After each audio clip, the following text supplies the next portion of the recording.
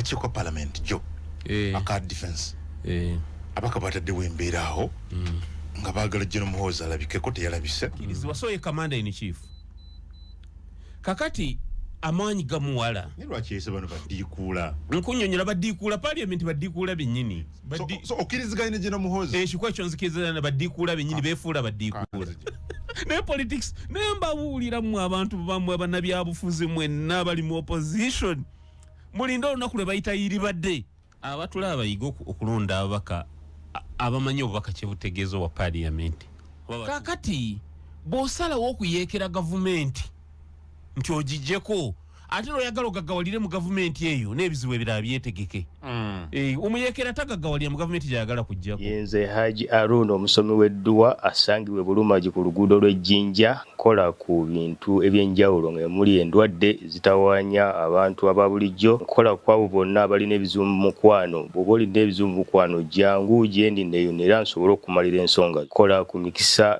egy'emirimu nkola ku abo abaagala okugenda ebweru buntu ng'okozesebwa amajiini okozesebwa saitran ebyo byonna mbikolako osobola okukozesa ennamba z'olaba ku screen oba okuweereza Musa tutonyezawo Sat Radio 4 ensonsozi n'ekikomika atonyeza musanvu Radio 7 eraka y'abeegikulu b'omukama kabalenganze Adam Kungu programu ekizungirizi 1-on-1 ne Honorable Barak Munyagwa songa nyingi zogenda okubanga tutunulira kkiriza akulamuseko tutandikirawo tukwaniriza Honorable Akungu neyanziza abatuuliza abatulaba mbalamusiza amanya agegonze Munyagwa Mubarak mukulu kungu Katonda akyakuumye luliwe naliwo eri musenyiga kati ndi clear eddoboozi mpulya litambula bulungi Katonda yeebale well kulika week kuva twasimba kuba fena butuufu twasimba kuba fena ku Sunday so ono twasimba kuba fena ku Lwakusatu ku Sunday wali ku NBS anti oli buli wamu kyezibu kyokungu abasajja bananyini media houses bakamuddemu amawulire gonna ge wasoma banyunyunse kyekyo omanya nti kakati nawe oli kiwasomwa wakikakasa kulanga buli omwaka kulwanira nti neno program jibereko neno program jibereko ngezimugana ngane sebo nawo ba oyina wotuuse so mu field ya mawulire ettafali olitaddeko amina mukadde akatono myaka gijo musanvu oba munera kaba katono just tuyise mangu nalabye akakiiko ka parliament jo aka defense abaka bataddewo embeera awo nga baagala General Muhoozi alabikeko teyalabise twakitegedeko electron nti ali Algeria naye nga yali alina kulabika wiiki ewedde baka bamuyita nga baagala kwogera ku tweets ziri controversial according to them ne bagoba abakungu okuva Ministry ya Defense ne bamukomeo ku Monday naye ku Monday ne bafuna communication okuva minister nti waliyo cabinet tetujja kujja naye tujja kujja Lwakubiri so jo lwatuuse tebakomyewo naye omukulu Kajwenge something sentebe wakakiiko ako nava naga nti yafunye communication okuva speaker nti munabaki tajja kusobola kujja naye bagende maaso n'ensonga za budget framework naye nga bino byonna okubeerawo nga General Muhoozi yakagenda nga kigambibwa nti yakosa omukutu gwa X abaka ba parliament naga tasobola kulinnyayo olw'ensonga bbiri they are clones badikuula they are fools basirusiru instead he will arrest them General Muhoozi amaanyi gamuwala bw'otunuulira byazaye apostinga oba atweetinga for example njakulaga General Muhoozi yalagira bakwate Dr. Besigye Kenya nakwatibwa ne bamuleeta namuteeka mu kooti y'amagye General Muhoozi n'alagira Dr. Besigye taddayo okutwalibwa emmere order y'amagye gy'olaba prisons gye bateeka mu nkola really yes Dr. Besigye kyafuna mmere bamugamba ali akawunga ka prison ke bafumbye oba ayagala oba tayagala bamugaana okulaba abasibe abalala ali mu solitary confinement mu Luzira ali mu komera eddene ery'Eluzira ate n'abeera kaduukulu akatono mu Luzira yekka ate n'avaayo n'agamba kale balina tribunal yabwe yeemakirebo gye bayita kooti ate n'avaayo n'agamba nti oli akyali kubanga bateeka kirina kituyita presumption of innocence ti omuntu aba akyali mu kooti there is a presumption nti omuntu oyo simuzi wa misango okutuusa omusango ogumuvunaanibwa gumuse mu V.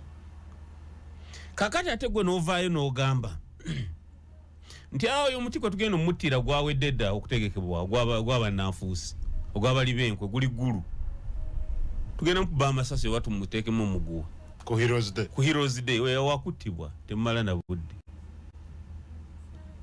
naye nga tulaba kyogeredde mukadde nga bamuganye n'okumuwa emmere nera olabe Dr. Besigye mu kooti gyo yalabise nga ali emaciated ng'akoze nnyo obulamu nga bwali mu buzibu. I think balabika bakoze resolution okumutta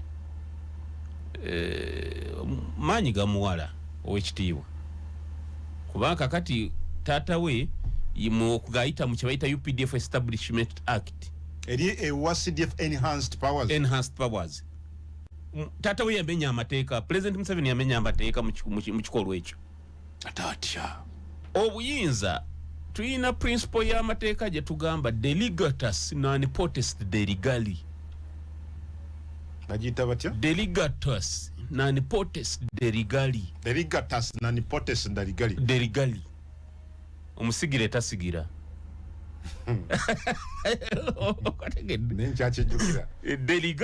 Delegatus wawo nochita delegatus non potest delegali. Tosobola kubanga oli musigire nawe nosigira.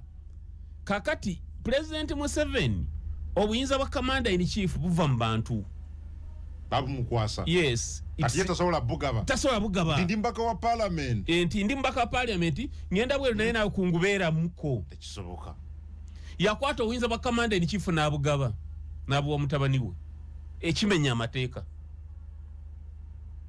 Kati mutabani we bumuwaga ojukira kitabo kyali kinene omukolo gwaliko n'ogutabo gunene gwa page 12 babu wambadi General Mbadi tebamukiza kumalayo nabo wadde wiki teasoma ko wadde page 2 ez'ekitabo nakasoko kirete agina ministry soko lete ekitabo ekikwasa oli amwana nakkirizibwa so ye commander in chief. Kakati amaanyi gamuwala ne lwaki ese bano baddiikuula nkunyonyola baddiikuula parliament baddiikuula bennyini bakola omukolo jukire wa Honorable Anita wa Speaker Right Honorable Anita nga banyingira ennyumba mpamwe dakiika oge kanzije tumbula Honorable abaka ba parliament so okiriziganye gino muhozi ekikwa ekyo nzikiriza na baddiikuula bennyini beefuula baddiikuula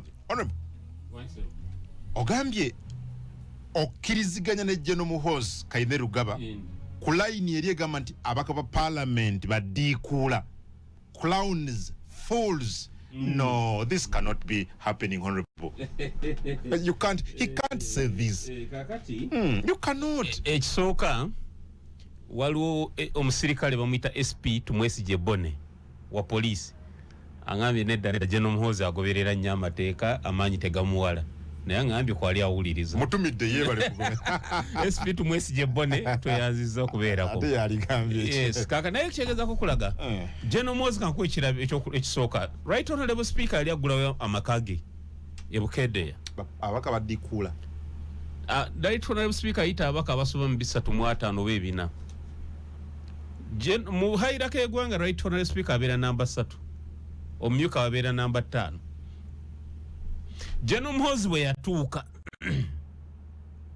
bonna baasituka ababaka bagende banona omupakasi waabwe Chief Army Commander Parliament yonna yasituka eno n'omupakasi ku mmotoka bwe yatuuka okupakinga ati waliwo mmotoka za speaker ab'SFC ne babuuka mmotoka za General Muhoozi naga nyinyi mutowe gati ne bamugamba muve waawo ba driver speaker ne batwala enti mujewe mmotoka byamwawo ne badduka emisinde akumba speaker bonna ne baba disarminga n'atuuka namba 3 nako ku addressing General Muhoozi ng'omugenyi omukulu yali mugenyi we wa mukolo gwe kakati abo tabayite baddiikuula General Muhoozi yagayise genda kulabika mugende mu maaso zimba kwate nziyemba unjoge na mwano ngate mba kutebukwasi ate nanakololera mu maaso gange nga njogera namwe then I will just arrest such a fool naga mugende mu maaso tebagenze mu maaso after even threatening to arrest them speaker tayaga mugende mu maaso banayi mwabuye government yafunye katika jwenji atugenje nafunye esimu kuva speaker informing me about Geno's unavailability nagenda maaso nagamba njagala atakaseka mu 1 trillion mwanguye eza UPDF process teri mugenda maaso tebagenda kuchanguya taata wa General Mozi juzi akaisa wetteeka ly'emmwanyi nga SFC ingidde bye n'abaka bajjeko n'amataala wawulira otulo oluddako bakikonda eminga ababaka tebaddamu ne batuula butuuzi bati yabagobesa kibajeti kyabwe yabayisa bajeti ne bagenda ne ku Serena nawa ne budget speech n'agitendereza okuba empitirivu yamanaga n'ebyo mwakoze bitegeera mwakizino mwazijjo mudemangu kati abo sibaddiikuula tebalina mugongo tewali parliament wano President Museveni yagimala tewakyali tebalina mugongo tebalina kitiibwa ffe twayimiriranga mu parliament nga tugamba General Kayihura twamuyita bwe yagaana police yajja internal affairs yajja Kayihura taliiko ndoga muddeeyo ya to enter appearance ayina okujja he was equally powerful first lady nga wetumulemerako alabika parliament yaggwamu supu problem eriwo eriemu abo bonna bayendako ebbali ababaka mukyala bwayendako ewa neighbor abeera compromised ente za neighbor ne bwe ziri ennimiro zammwe bw'ovaayo okuyomba yaga mwami naawe leka toyomba n'abantu tujja kutereeza aba neighbor toyomba nabo kumbe yayenda wa neighbor problem abaka bawano kwefuula balunkupe bamulonda kubaka ate n'abanga alinga masiikini asabiriza alinga ki siba mativu ne kyebafu tava wa president manayini yamba tava bona besiba ku General ola bwe yadda atambula wano General Mozi nga ali mu bintu bi abaka bamubeera bena bamulaba alinga ki bona babanga ba beggars kati ani agenda kuwa respect nga mulinga ba beggars. But Minister both yagambye bino biri personal byoku Twitter. It shouldn't be a point of concern eri omuntu yenna. Thank you, Honorable Minister. By promising Twanga Kano Besigye, is that ako katwalanga action katono ga CDF agambo tugenda kuba Kano Besigye amasasi? No agambe biri ku X video eyo. Ebyaki?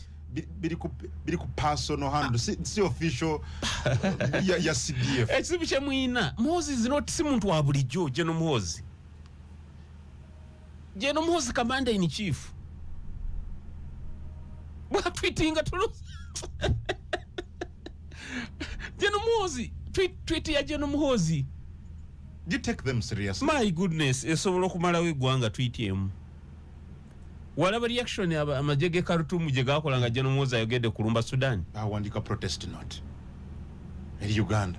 Kati zoita tweet senyango ezo. Ayogera kuba Beyonce kakati goloza fa abantu ba Besigye tuli atyango tugamye mugenda kumutta ku lunaku lw'abazira. How are we feeling? Family ye mikwano je abawagizi be. For sure a statement yaki. Yagamba n'okusala ku Bobi Wine omutwe. Okay, oyo level ye.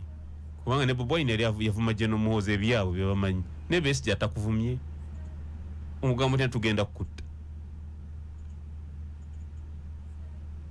So nti kakati ne Honorable Boss amaze okwegatta ku baddiikuula kubanga Honorable Boss muhayira ke boss wa jana badi General Boss wa General Muhoozi yani badamuza mu order kati bwagamba nti commander wa majege gwanga tweeting nga teri amugamba ko nga threatening violence ku buli muntu then now Honorable Boss mbasi kutegeera abako bayise baddiikuula abaka bawana baddiikuula bayala nnyo mulimu abaka ab'ensonga nga abiri bokka naye abasigadde baya kuba tulina abaka 5 29 gwe ngambe ekiri ku parliament tokimanyi baliyo babeera mu office ga government ministry basaba buntuntu mpenkumbi mpabino mpembi omubaka osabiriza otya bwoti ati batuwanga bali compromised wajja Mozi bakagendayo nga 15 nkubulira research gwe nnyina gwe jondeto olunaku wano bano bennyini abali mu defense babasabiriza obusente obukikata nakwati ekitiibwa chovala baita badikula criminals that will arrest all those chovala tata we yagamba these are criminals kitabala mu parliament magezi babategeera mwena babategeera ebeeyi nakugamba omuhima manyiba Muhoozi abahima ne tata we nagamba omuhima yakuba neighbor we kati bwe yamukuba neighbor nadukira ku police batesa police ga musasule $10,000 omuhima nadduke wakana atunda ente $10,000 emiliyoni emu najasula ke $10,000 omuhima nagamba konka hate ogobona mukyenge bay tashinteganisa nza kuguza ennume yange muteere emirundi nk'ikumi nti ajja kutunda ennume ye emu amukuba emirundi nga 10 nga buli mulundi asosola emitwalo 10 amutegedde ebbeeyi ono wa 10 kati ate abaka ba wano babategeera ebbeeyi tebakyalina makulu. They are up for sale. Aye, tewali wano mbuki nemba nga nze president kati wano ro parliament eyinza okunkanga nabo banga gojje ne muhozi abatono abalimu abensa bonna babulira mu kibira kyabali yake omweyeye gwabali yake nsi yona bonna walufa ne testimonies ku parliament awo zobulya nowekanga ombaka nasaba padium nti agenda bwe nasaba ka trip namwa sente za naku 10 nabere na ku 2 nakomawo nga ina genda kwatibwa for corruption charges atwalibwe mu court kati ombaka kyabacha ino omugongo atolu komona kama ne ndibu biminyongero ka trip akalala kati abamubaka wa parliament basikini. Can you imagine ombaka wa parliament bakuwe motoka bakuwa omusala ko anononya president otege president akugulire 10 ndibu mweyo sente amabanja ganzita your excellency gebigenda maaso ebyo. Come on, buli muna Uganda ina mabanja naga tudde wano nyina mabanja manji nnyo. Nza atali mubaka wembanso okulwana agange nwana nago I soldier on asasula obutiti ate gwa asasula obutiti mbe nogenda ngosabiriza bemala mwesa abaka bawano temuli kan so kibagwanide kuba bete doza babadikula tebakotokoli kati wefule kya serious ngo abadde juzi ku office yange ngosabiriza mbankulabira wansi wa bigiri ekitiibwa bakimalawo babategeera ebbeeyi naye yo parliament lwakyesirise. You have a problem kungu nkugambye bonna abo babalina ku kafayiro waliwo mubaka omusijja kumugamba nyaliwo FDC ine ebyambyone byakolera mu office ye kumbe office bazibaginga parliament bagging chechi bagging kuteeka mu kamera buno butono yaine ebyambyone bitya byakolera mu office ye tugeza abazo mujako interview kumbe office baginga ojja nokola interview President Museveni ya mutumira butumizi muntu namugamba naye kati nze mumpita mubi nga mugamba nti ndi mubi omwana oyo akolage ku butambi obwo nagamba kati singa ndi mubi singa ndi mubi singa sabulaga dense ombaka yashukirawo yasirika tena obera parliament ombaka yasirikirawo waliwo omulala ali awo wanupu yayinawo office nene ne wabawo wanupu munne naleeta muwala we akola internship nemwe muleke ebyo kambireke eza kuwulira owanupu munne naleeta omuwala akola internship nakola internship namutiginya ku butambi omwana naddukira ku polisi ya parliament tonvaamu lekaleka naawe comrade tuli mu struggle comrade kakati mbadde nkunyonyola abatula abayiga okulonda ababaka abamanyi obubaka kyebutegeeza wa parliament oba batuwuliriza gwe nkubuuza kungu olowooza president Museveni okuwa office awo nti oba ya leader of opposition oba ya chairperson w'akakiiko nga teri bagged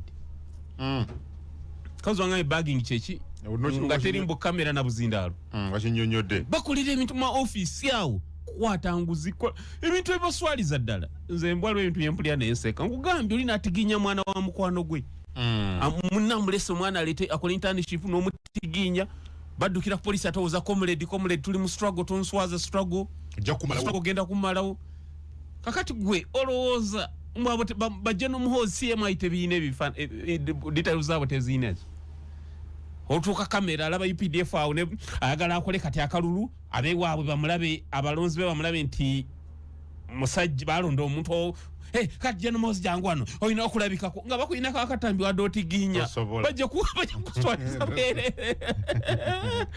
nze nabeera chairman wa Kosase saafunako trip nga chairman wa Kosase gwe genda okibuuze nze bampa trips nenzigaba nga togenda benasinga oziwa n'ababaka ba Nuupu abo genda nga manyinze ebweru sijja kumalayo ennaku ze bampadde nze bweru saagalayo bajja kumpa ennaku 10 mbere 5 nkome bankwate kakati bw'osalawo okuyeekera gavumenti nti ogijjeko ate n'oyagala ogagawalire mu gavumenti eyo n'ebizibu ebirala byetegeke omuyeekera tagagawalira mu gavumenti gyayagala kujjako omuyeekera so General Muhoozi abalaba bo baddiikuula ono nze kinuma General Muhoozi kutabika mu Dr. Besigye roga ogenda kumutta that's terrible. Okay, good, thank you.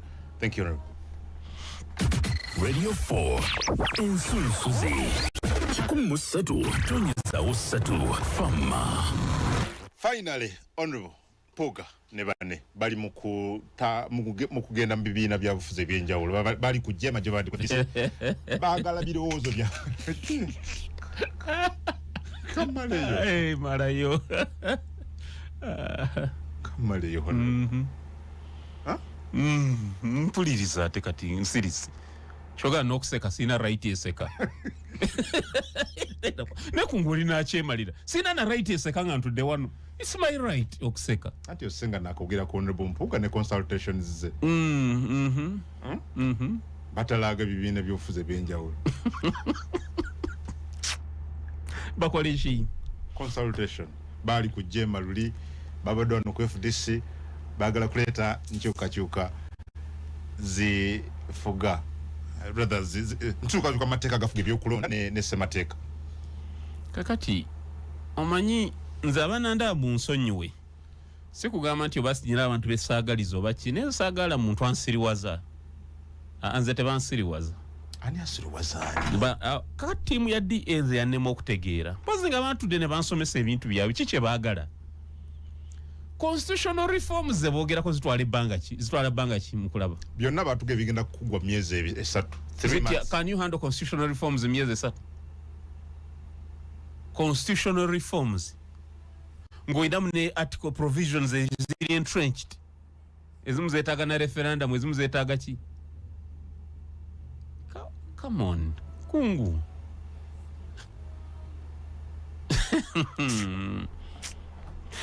abakulu abo nze sibategeera bali tebanatandika kulaunchinga ne bagamba President Museveni tumwongere emyaka 3 transitional period wakiwulira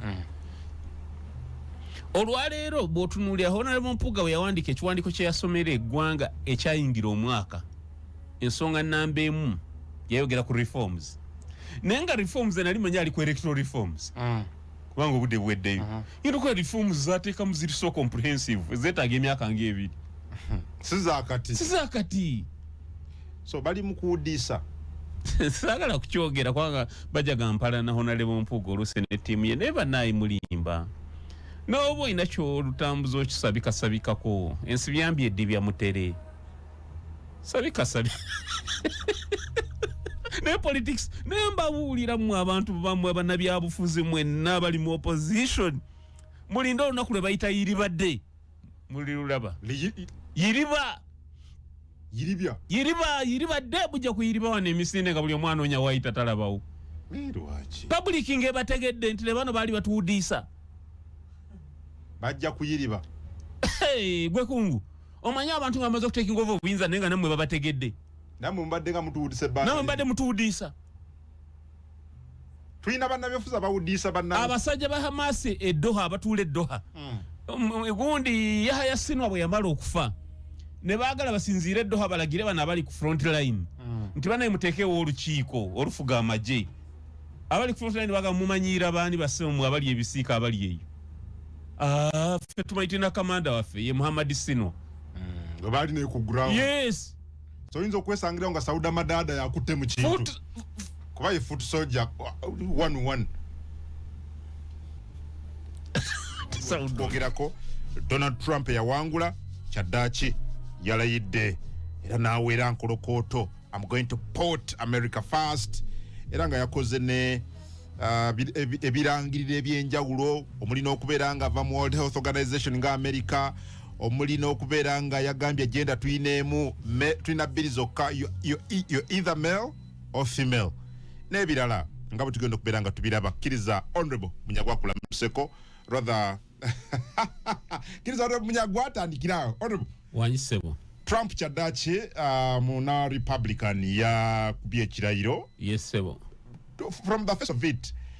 Tewabadde okuyitibwa kw'abakulembeze mu Africa nga bwe tuli okubalaba wano waffe wano President Museveni wabagenda okulayira ayita banywanyi be okuva e Kenya okuva mu mawanga wano n'ebweru wa Africa.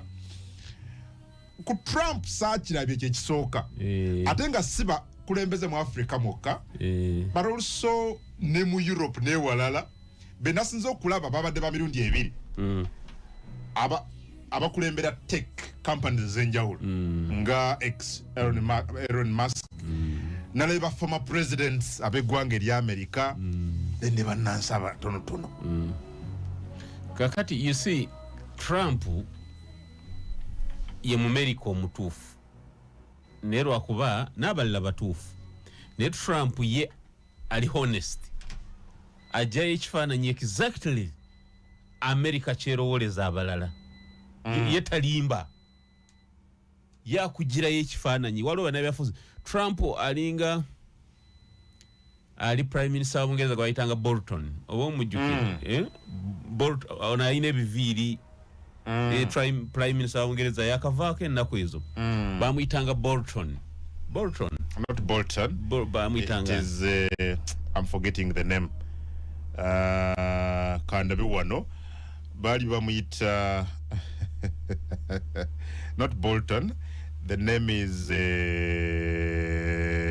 ali ku radio for tujukize naffe omwami otuberenga tumujjukira kine time flies very fast. I wonder why we would easily forget such a person.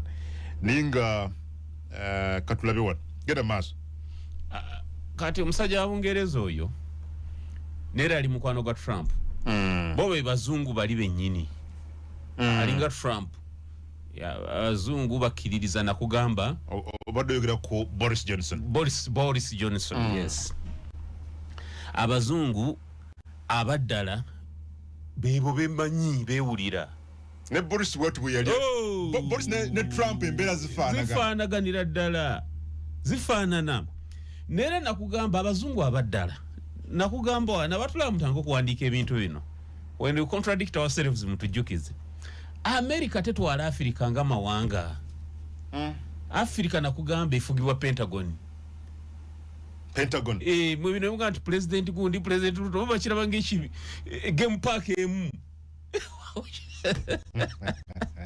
gye basobola okupochinga mu ensolo yonna gye bakoze eki gye bagadde so bino abakulembeze bammwe abaana abeeteekako obwebintu president gundi bo tebabirabawo bano democrat bo balimbalimbamu akatono naye kati Trump omuga ntuweereza invitation eyite president wa Congo nze nabadde ntudde nga ninda okulaba mwami Museveni ng'ali wali nga ninda okulaba Paul Kagame ali wali bakulimba William Ruto atudde bakulimba tebabalaba nga presidents bakulimba they don't even matter. America bwete wetulaba exactly Africa efugibwa Pentagon bino ebisigadde just bakwetako nti waliwo time etuuka mu UN nga baataaga obululu bw'amawanga waliwo obuwangawanga bawo obuyambi baba bwetaaga bu Uganda bwani mu balonderonde aside bafune justification yekola byebaagala naye nga baba tebafunye basobola kukola kye baagala. For example balumba Iraq nga tebafunye UN resolution I mean Security Council resolution so America Africa jiraba fetusembayo bo bava ku bo Europe Australia bazako Asia nkubulya fetusembayo fatulaba ng'ekisiko ejango nera mu Africa ba America eggwanga libawo ekitiibwa liri mu South Africa kubanga balwayo ate basinga okumanya Nigeria olw'effujjo lyabwe because they are n'ennyimba n'emipiira the Igbos are everywhere. No Igbos batambula nnyo balinga Baganda nagambye amawanga gafaanagana agabiri lwakuba tewagala byogera aba Igbos batambula nnyo balinga Abaganda they are all over the world so kye kibayitira okumanyika but America teina Africa bagirabanga kisiko scary out that they don't president wao nomuyite kuki Actually, well, it's even an insult to Gant President Museveni is a president, the Trump president. But we have a cover. I'm telling you, US. Kakati church had in child obvious in Tito. The Chisekedi president.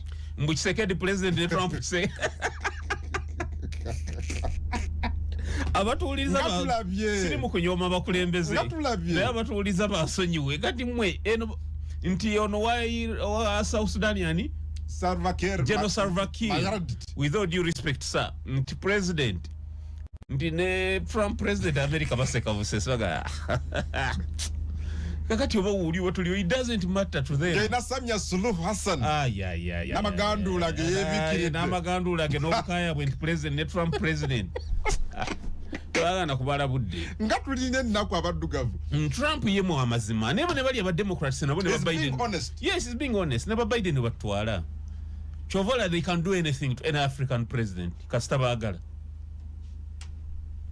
including arrests they can do it at any time Americans can arrest any sitting African president without hesitation kasaba kisalawo ne bagamba tukikole baba je kikola atenga tunezo bakola ngabe babaje kikole beko bebalinga bewa mwakatibwa katono neera abaddugavu abampoza be abo South America nena yo uli abajibulinga Trump yakugambye ngenda kwediza Panama Canal tugenda jitwala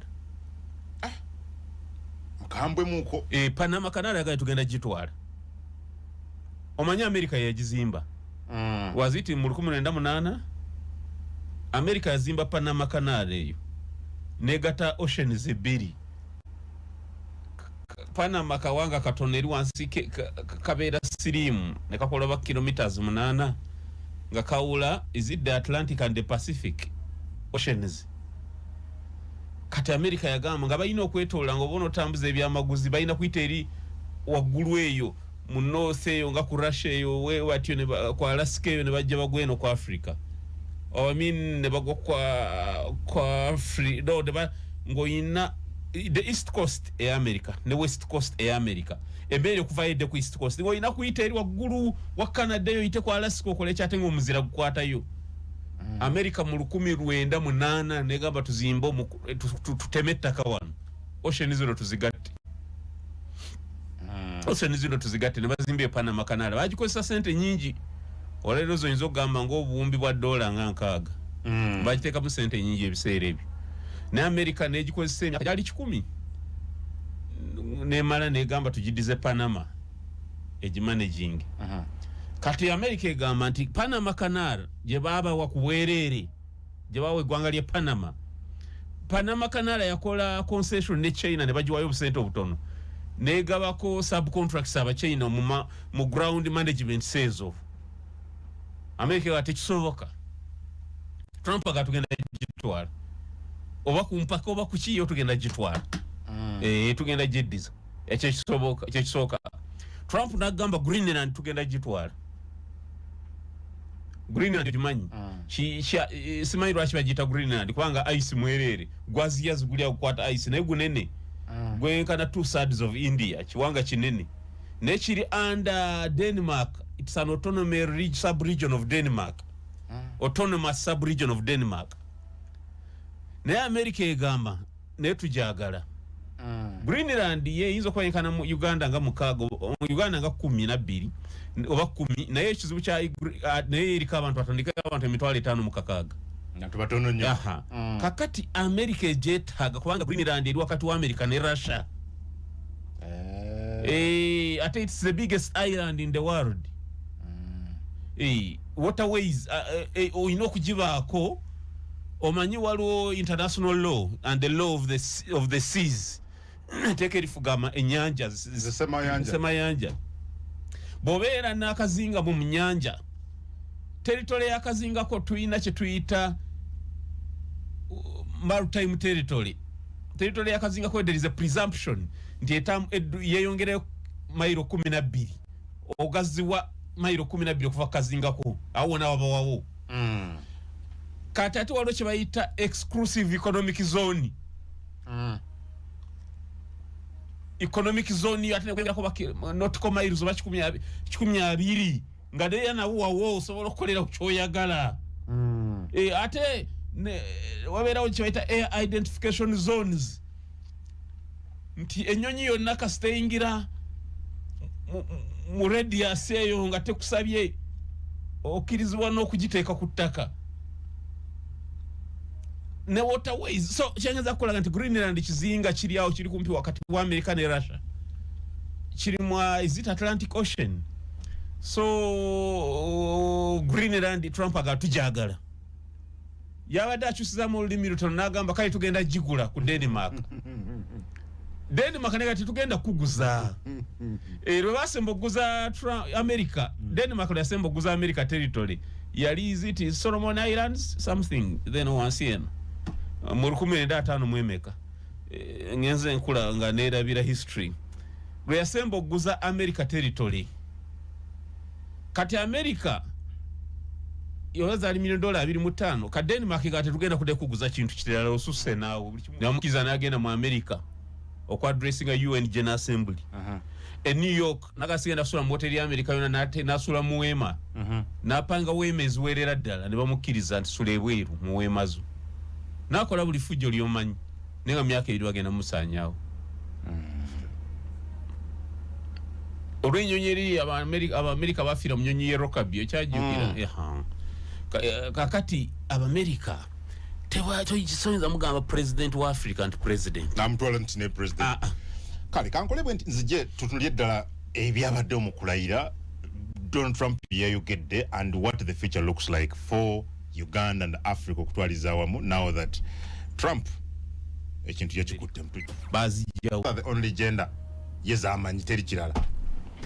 Ensi zonna ezagunjuka zina ezasooka okugunjuka ensi zogambye civilization kyasooka zina obuzibu nti population yazo eri mu kuggwawo. Abafirika mpozi n'Abachina n'Abayindi bajja okujjuza ensi eno. Abantu tebakyazaala. Abazungu bennyini abakkala eno ng'enjeru eyo bali mu kuggwawo, bali mu kukendeerera ddala. Kati those Trumps they are right wingers. Those are right, the grand old party waje tuita ba Republicans, these are right wingers, these are conservatives. Balaba bagwawo, bazungu bagwawo. Tosobola kubaza mu ebyo yaba gays nti omusajja n'omusajja aso okufumbirigana. Omukyala n'omukyala aso okufumbirigana as husband and wife. Bogenda ku definition ya marriage, the English definition y'Ebungereza bagamba it is defined under the case of Hyde versus Hyde. Ojojo nonyerezeeko Hyde versus Hyde. Baga marriage is a voluntary union between man and woman of majority age. Voluntary civil marriages ezemugeza bagamba nti omufumbo wa musajja na mukyala. Abangereza bakanya ne Trump, bakwanya n'aba German, bakanya n'aba Danish, bakanya n'abaki. So bino byogamba nti some abasiyazi be abasiyazi si bangi naye beekolamu omulimu ne baba nga bacontrollinga ssente eziwererako ddala. Yes, becontrollingamu omulimu. Saakozesa kigambo devil worshipping naye abantu abalina ebizeeze bwebe to some of them are devil worshippers. They live in the underworld. Mumukiyita kuka mu nnyanja naye teri nnyanja gye bakkamu. Waliwo ensi y'ekimafia gye babeeramu devil worshippers. They print currencies, bakuba ssente, bakola projects ebiri weird bingi ne baba ne ssente nyingi. So omuntu yenna awagira ebisiyaga oluusi abeera mu gundi eyo yakwagala kufunamu. Biden nga badde balinga babiwagira. Biden sikubiwagira bwagizaade ne minister Pat Gigi gwe baga nti mukwano gw'abanuupu gwe nawuliraho naye Abedi ayita mukwano gw'abanuupu. Omanyi kye sirinaako obujulizi nze sikyogera nale ba Abedi nze sirinaako obujulizi kisiba ku muntu. Ne Pat Gigi abadde minister wa transport mu government ya Biden abadde musiyazi neera olwo yali alayira yayanjula bbaawe nga musajja nga naye omusajja. But Trump, they can't allow that. Now kiraba, it looks funny, eh? Bazadde abaana baabwe bakoze eki abaana baabwe balowooza nti Americans, the white race must have a going concern. Ino kuba ndi future race yaabwe. Kati gwoga nti mpasiza musajja munnanga abaana munaabafuna muti. Batabagera kuzaala. Ng'omukyalo wasiza mukyala munno munaafuna muti abaana. Ensi yaabwe ejja kumaliza egenze. So they are being batufu. So but simanyi chiri maybe rakwa Trump ebintu emu abikuba mangu kati se okuba wera maje already bali mulimu abali maje. I don't know chovola bachafu liyafuna obuzibu okwagala omute mu Oluusi. Kati mulimu abali amudi mulimu abali chi gogama maje bavemu mbaweze. Ngenda signing executive order maje bavemu eno baveyo eno. So I think that's being too ambitious. Okay. Nayenga kyalowoleza kyekibakiriza mba Republicans. Yes. Ekyokusatu waliwo kye yapretendize nayenga alimba. Ne baleeta omusajja pastor omuddugavu. Asabye atenga mumpi. Yasabye sala na balese pastor omuddugavu atenga mumpi asabe. That was pretense. America. Chaba tukigenderera ati. Kulaga nti nti bo nabo abaddu kugumya abaddugavu. Tetubasudde ebbali tetubasosola olaba tubakiriza mutusabire n'okutusabira nesinga walabye dimina ya Trump nga tunuli akasajja akampinga kasaba akaddugavu ekyadalimba they are not si character pastor muddugavu ali awo basese ekyo bazanye byabufuzi nera n'omutunuli agatunula ati wanyoma bo Taina sala jada atwala kuva Trump. Naye adageza kulaga nti n'abaddugavu muli tulina mulina ffe. Naye ekyawula ku ekyalabisa obulungi. Ekye mweyalayiridde nga ali in a point of ekyamuyambye okulayira nga ali in a point of strength. Biden n'abeera in a point of weakness. Kujja kulayira ng'eggulu limu olutalo lwawedde olwa Gaza. Nga lwayimiridde. Kyamulaze nti ensi akyagiina mu ngalo. Biden yakkiriza Netanyahu amufuule nti afuula America nti egenda ku biragiro bya Israeli. Trump yakiganyi. Yagambye bamutye mundu alina okusirika. Ekintu kyakubye Netanyahu gotyange ekyokusaaga. Kwa Netanyahu yagamba nyina okumalawo Hamas. Teri kusirika Hamas alina okugwawo tedda mu controlling Gaza. Emundu yasirise Cutters of Donald ne bajja okuwaayo ba captives nga amagye ga Hamas ge galiwo. Ekyasinza okukanga ennyo nga bakamanda abambe balowooza batta nga babalabamu. Kyekyaleetedde doozono Lieutenant General Lieutenant General Halevi owa Israeli okuresigninga. By the way, newunyiza sajjo ngati kubya October 7 nkitadde yalabye bakama omanyi ga Hamas yalabise mundabika nga toyinza nti bana abasajja tubadde tulumye enjala oba betulooza nti nga ne kamanda bamwe bali nera batangoga ne Muhammad Defte yafa ame komanda babadde nga balangira nti tumumaze ogenza okulanga balamu faces nagamba ne Muhammad Defte yafa nekyokubiri nga abasajja banyirivu nnyo nga balinga abadde tebalina mmere naye ng'obunyama olwala abambadde uniform zibajjuddeko bakutte emmundu ate nga n'abantu bakyeyalinga bwe bakyeyalinga balinga ba heroes nagamba bulijjo tukubaki ate nakikugamba wano ebintu yange tobikolako research nakugamba ku kigambo kyebayita symmetrical warfare nakikolako research nakugamba small can win big ennyonyi teziwamba territory osobola okuba ebizimbe mu Kampala byonna n'obimala obusajja ne budda mu biyumba ebyo ebiguddegudde naye nga muli bobu njosuula otabaana n'abakyala. America ekozesa $1 billion 22 okulwana Gaza zeetadde mu Israeli. $1 billion 22. Gaza yenkanaga Kampala 2 n'ekitundu. Fakwata Kampala 2 n'ekitundu ye Gaza Strip. Exactly. Kati kukubango zitaddeko $1 billion 22 ate nawasigala nga wakyayimiridde nga abasajja bakyaliwo baseka walabye former secretary of state Blinken Anthony Blinken yagambye ekizibu kye twafuna Hamas n'abalwanyi be yafiirwa yazze mbona ne recruiting anti ne bwe yasuulanga bomu nga zikuba bakyala n'abaana nga basindika omujasi wa Hamas nga ayambala ekkanzu nga yagenda yakulemberamu esswala esaalira kati bwamala obata nasaali asooka n'asoma hutuba ya dakika 3 n'abuulirira n'ababulira ku jihad eyimirirawo ddi omuntu assa abaana n'abakyala weba akakatibwa okulumba jihad kati ng'atwale dakika 3 abuulirira kati agenda okumala okubuulirira basaalire baziike nga recruits bayingira bafune jana ekigambo kibayingidde bagala jana exactly ekyo muto wa gundi Yahya Sinwar gebatta aina mutoyo gwe bayita Muhammad Sinwar yabadde akulira ekibinja ky'omu Northern Gaza yabadde akola ebyo tebassa abantu temutwala imani imamu wa leero jako uniform kakati Hamas ebyo bimanyi kyovola ne babadde bamanyi propaganda bayekera bennyini kyovola babadde bata captives Abaisraeli basoose banyirivu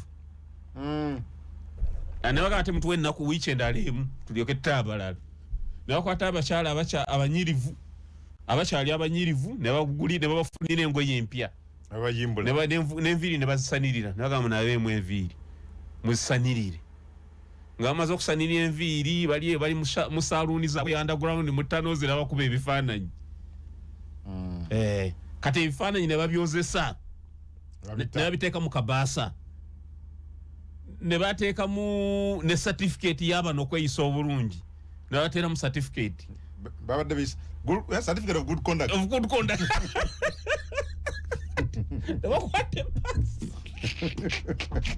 ne bakwata ebbaasa ne bazikubako gundi how is it called insignia ya Hamas akabonero ka Hamas ne buli omu captive yamaze okuyingira ati namukwasa ebbaasa Israeli goloza ulide busungu wekadati kakati Israeli gwe boota obatemba ziguddemu bano babatadde bolaga balungi alika bulungi neera batusene mama waabwe nagamba nayo omwana wange alabika bulungi okusinga kye nali ndowooza ne babawa n'ebifaananyi bye yabadde ne bagamba uno neeno yadde afunira obudde obunaaba mu mutwe ne shampoo ne bagenda ne mu dryer uno ebifaananyi byonna biri omwo yes for we are human beings tetulinga aba Abaisraeli kati ebyo naye byanyiza Lieutenant General Halevi yali ayogera bingi mu lutalo luno nnyo abadde mukambwe ennyo omusajja wamaaso nga makambwe nga bwakutuna muwanvu akoma eri nga wamaaso ayambala kofiira akamyufu akaba special forces naye nga bwakutuna mbwati olabira ddala omusajja omukambwe nga ne bwayogera omulanga mukambwe so Israeli nga ka Trump yayetedde Israeli ebizibu yayetedde Netanyahu ebizibu naye nga ye Trump alina okulayira mu America ngalaga siringa siripe jo omanya abadde agamba Joe Biden is siripe nti kasumagizi nagamba mwebafu nze olutalo nalagidde bulagizi ne lukoma lwakuba kyeyaterezeza mu Trump kyadde kimu ekyadde kigenda omuleetera ebizibu amanyi yagira ku nooti egamba nti olutalo lwa Ukraine lulina okusirika naye nga lusirika Russia oba eyagala ttaka lya Ukraine yawamba baligirekere naye olutalo lukole ki lusirike nga banywanyi baba NATO ne Europe bamugaa tekisoboka teri lutalo lugenda kusirika nga Russia ekyatuli ku ttaka lya Ukraine ekyo yakyusizaamu yagaye katukyuse mbya funding America eteekamu sente nyingi namwe mwongere ku sente ze muteekamu abanywanyi kubanga ekyadde jafuna obuzibu America nateyo bwegivaako kiba kibi nnyo gyeri yes so ekyo Trump kati abadde balina essuubi nti kyetwalabye Gaza tugenda kiraba ne Ukraine tugira tulindako anti Putin alina okukkiriza balina kunyigiriza Putin bino Trump byagamba mbu baleke Putin atwale ebifo ebyawambye bana Abaeurope tebajja kikiriza the general rule is clear the general rule is that never reward bad character or bad conduct. Never reward bad conduct. It will only get worse. Eboga Putin nti yalumbye Ukraine. Na wambako ebitundu nakube mu nojja mu kuteesaganya nga kati sewo lukutawo lukomeye bitwali ajja kusirika agaye mwamini na chemba denjagala enchaja kulumba Finland ngasuye mujja kola kyekimu Europe kyegamba Trump ne Trump alabika nga yatonize down kwekyo. Okay. Ate kya US okuva mu World Health Organization tesobola ekyo akyogera mu kisanja kite kyabaawo nti US eteka mu sente nyingi nnyo amanga amala tegateeka mu sente nyingi you see abagamba General Mozi yewe ekitiibwa nzikanya nabo naye ne parliament yewe ekitiibwa etegeera obuyinza bwayo omuntu buli lwakuyisaamu amaaso n'akutyobola gwe n'obeera nga buli dakika oseka busesi naawe ekitiibwa oba okyemazeemu parliament naye ekitiibwa yakyemalamu yes kati yo lwaki yandibadde standing at their ground ne baga tetugenda considering a budget framework paper ya ministry ya defense nga General Moses tazze wano period ne bakomaawo ne ate mumaze enkeera mwekubye engali mwetemye engalike talabisa ate mugeze mu maaso n'emirimu kati ate namwe mba ekitiibwa namwe temuyina abatulaba njaga okubategeeza nti program radio ina programs nyingi Mr. Kungoja kinyonyolako nze ntuuka mu budde naye program radio waona kati waliwo alinza okuyingira you know but so simanyi ati bo bagambudde butonda era no like nkitegedde it's not ours kiri eri ku radio jet connecting so tujja kutereza tujja kwogera n'abakulu abaddukanya radio 7 baberenga bongera okutereza mu okay tuyanziza balobode botuwadde namwe muneyanziza mukulu kungu nendo za gwe tokyayagala genda mu parliament wadda ndawo message nadalanga katiba General Moses yatugambye abali eyo mbereyo nani mbereyo nani anti General Moses yagambye anti mbereyo nani parliament ngendeyo mbereyo nani o parliament yo 12 mbereyo nani anti no ya 11 eriko nati kati singa ngenda yo ne balonda foot soje wala nga abadde mukubi wannanga nga jansanga yo naye